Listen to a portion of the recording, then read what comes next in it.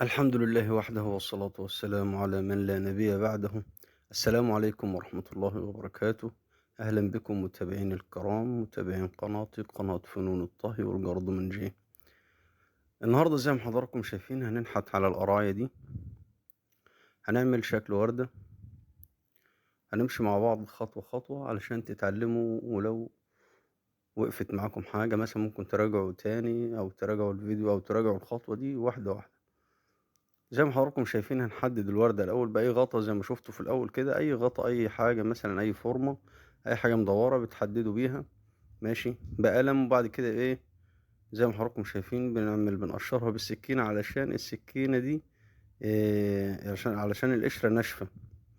تمام، علشان نعرف ننحت عليها هنقشرها كده بالشكل ده ونخلي بالنا.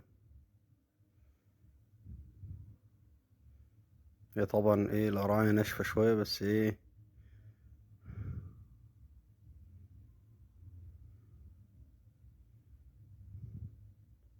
نمشي معاها واحدة واحدة كده.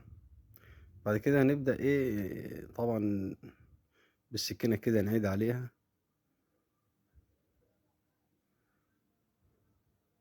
نبدأ نفرغ حتة بسيطة كده نفصلها ما بينها وبين بقية القراية، نفصل الوردة دي أو الجزء الدايرة ده هنفصله زي كده. نفرغ كده حتة بسيطة خالص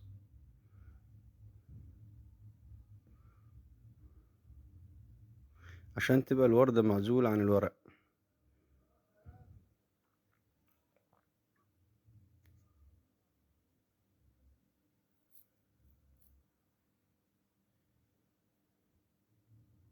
هنعمل أول ورقة بنيجي على سن القلب ده كده. أيوة بنيجي كده وبعد كده نيجي مفرغين بنعمل أول ورقة. السكينة لو تلاحظوا كده ايه بتنزل وتطلع كده ايه.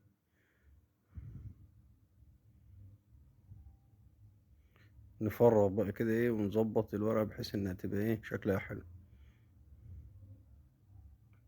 ناخد الورقة التانية ونيجي مفرغين قدامها.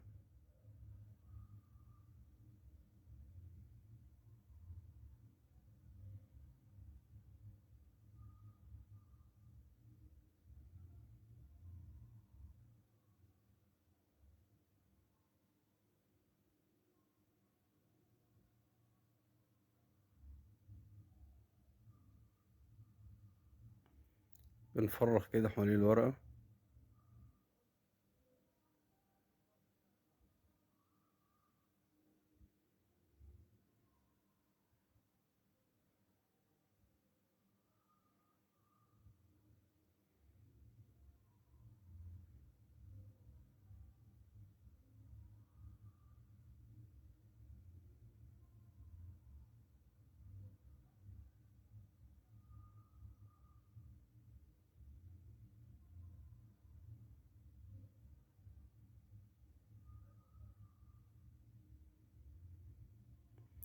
بنفرغ كده ورقة ورقة تمام. وبعد كده ايه نحفر قدامها بحيث انها زي ما حضراتكم شايفين كده. نفرغ كده الحتة قدامها ونشيلها علشان تظهر معانا الوردة.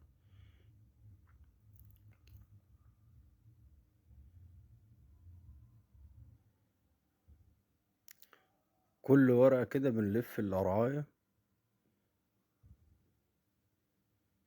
ولما بنيجي بنبدأ من على الحرف كده بحيث ان ادينا ايه الورقة الورقة الواحدة تبقى ليها زي ايه سيف كده زي ما حضراتكم شايفين كده من على الحرف خالص كده. ونيجي بعد كده واخدين الايه الورقة نحفر حواليها.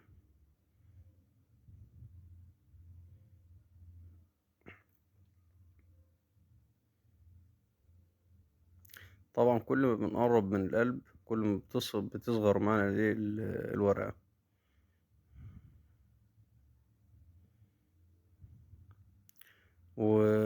في حاجة عايزكم تعرفوها ان النحت مش صعب يعني زي ما حضراتكم فاكرين. هو مفيش حاجة صعبة، بس مع الممارسة كل حاجة بتيجي. يعني مثلا حضراتكم شفتوها دلوقتي كده، لازم بقى تشتغلوا بقى، تجربوا بإيديكم، هتلاقوا الموضوع سهل وبسيط خالص. مرة في مرة في مرة، بعد كده هتيجي معاكم.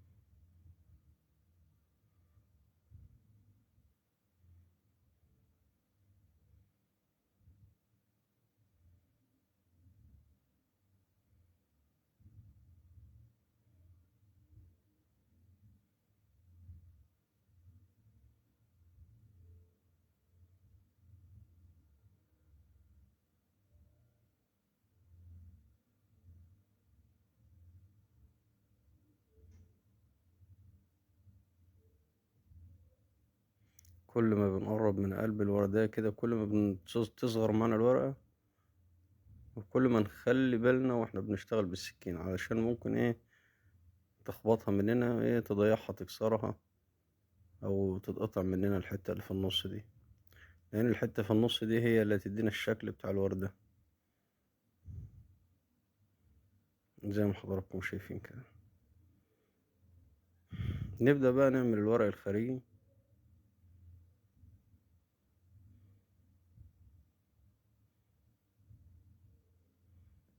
هنيجي واخدين كده مجوفين الحتة دي، بعد كده نيجي عاملين الورق زي سن كده لقدام. نعمل الورقة التانية.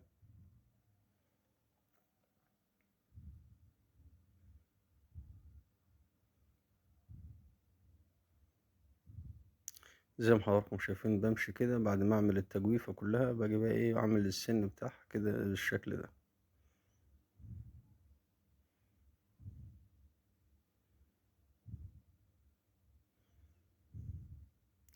انا طبعا مصور لكم الفيديو، مش مفيش مونتاج فيه، تمام، واحدة واحدة، بحيث ان ممكن لو حضرتك هتجيبي قراية وتعمليها، بتمشي معايا خطوة بخطوة. يعني الفيديو مش مخليه سريع ولا حاجة مثلا، ولا قصص منه حاجة، ماشي معاكم خطوة بخطوة، خطوة بخطوة، للي عايز يشتغل أو يعمل كده، ينحت، يمشي معايا خطوة بخطوة، هيتعلم.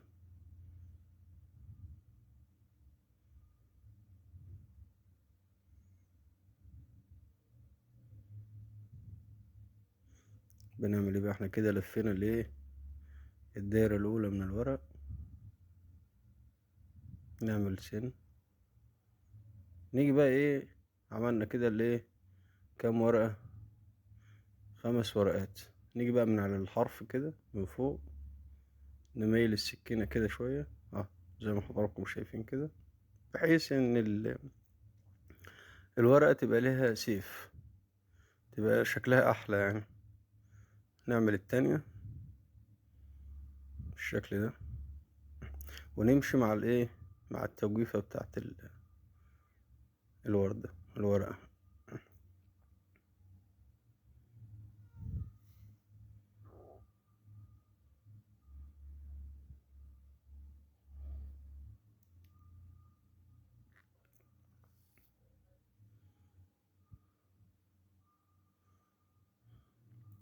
الموضوع كله هيجي بالممارسة،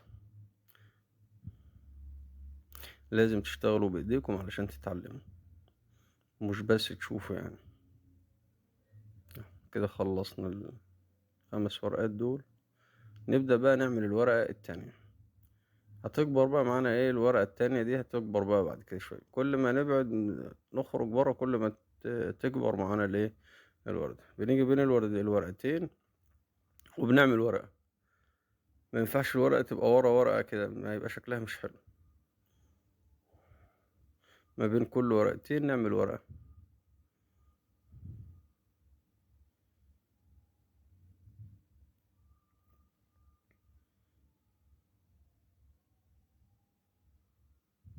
ما بين كل ورقتين كده بنعمل ورقة، بناخد زي نص دايرة كده. لو حسينا ان هي مش هتخلع مننا، بنمشي معاها واحدة واحدة. طبعًا في حتّة اتكسرت، بس هي يعني ماسكة على حتّة، ممكن نحط لها حتّة خِلّة صغيرة تمسك بيها، وارد إنه يحصل كده يعني. لو حصل مثلًا زي كده بخِلّة أو حاجة زي كده، لو ماسكة معاك زي كده بنمشي عليها بالسكينة، بنعيد على الأماكن اللي إحنا كنا ماشيين عليها بالسكينة تاني.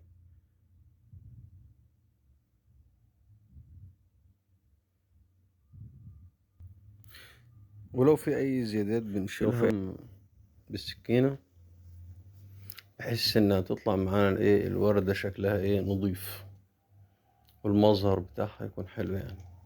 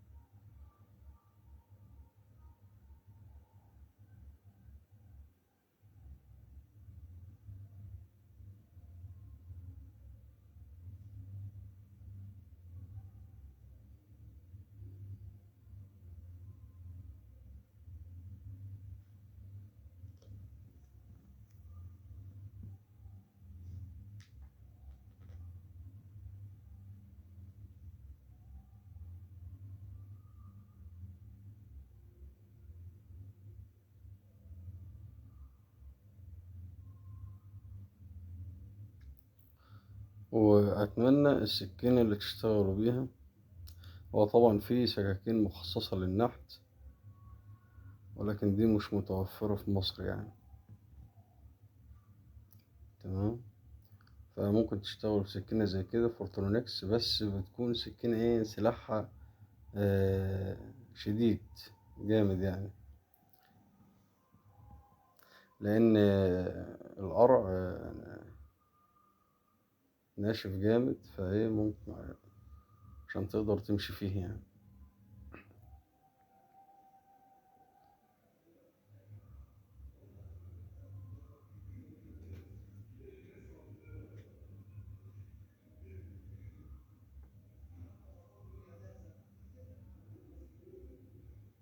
الورقة بتيجي ما بين اتنين، بتيجي ما بين ورقتين.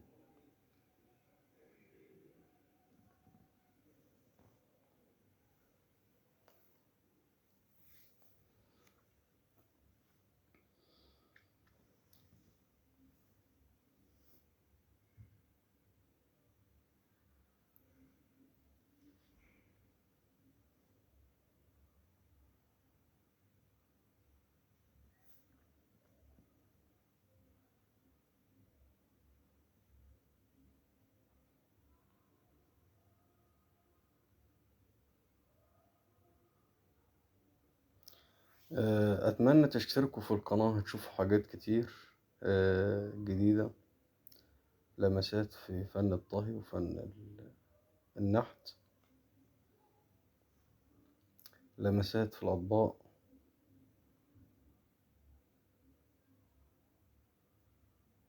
اشتراككم في القناة هتستفادوا منها كتير إن شاء الله يعني.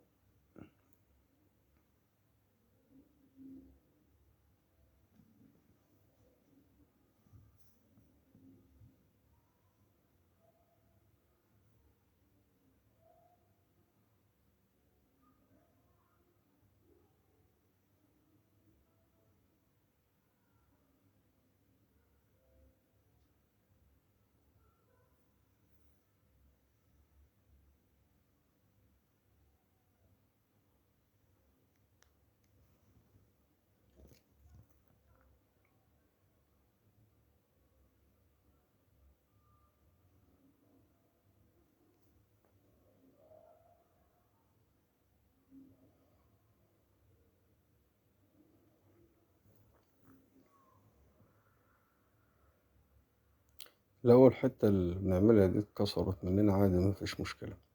طبعا الحاجات اللي بتطلع دي مش هنرميها يعني، دي بنستخدمها تاني. ممكن نعمل منها شوربة، ممكن نعمل منها حاجة حلوة، مثلا سويت. ممكن نعمل تستفاد بيها في أي حاجة يعني. تمام، دي آخر حاجة خلاص بنعملها.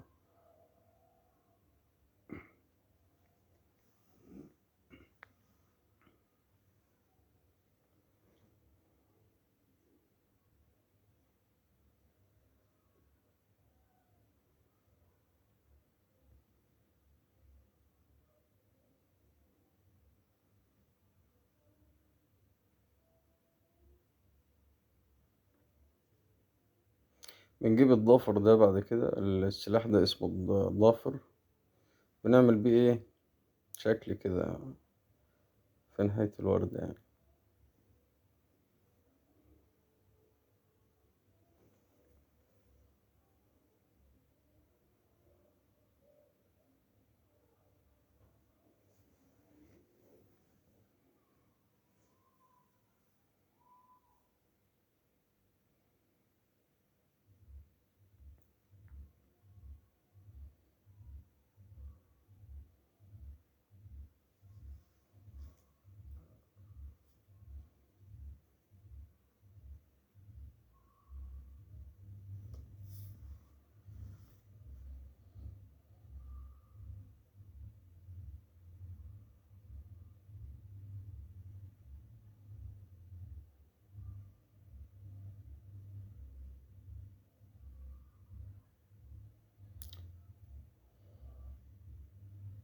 أي حاجة مثلا زيادة زي كده بنشيلها.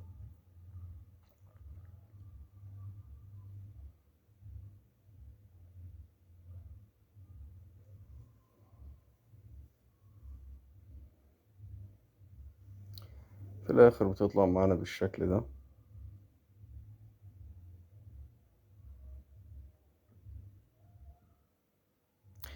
أشكركم على المشاهدة. اشتركوا في القناة، هتشوفوا حاجات كتير، هتشوفوا حاجات جديدة، هتشوفوا حاجات حلوة إن شاء الله. أشكركم على المشاهدة. شكرا.